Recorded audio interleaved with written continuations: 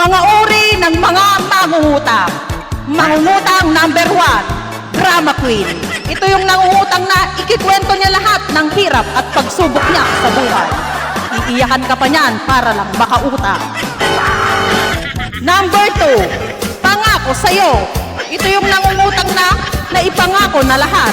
Sahod, forfeit, tupad, release, pati sahod ng kapitbahay. Ipapangako niya makautang lang.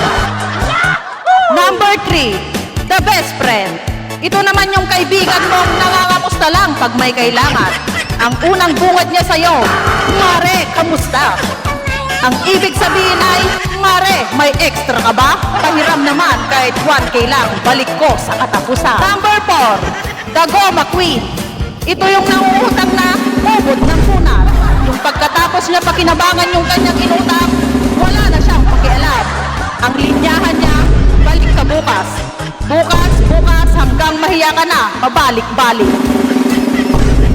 Number 5, nakapalmoks. Yung kapag siningil mo sila, sila pa yung galit at aawayin ka para di ka na bumalik at para di ka na rin makasingil. Wow!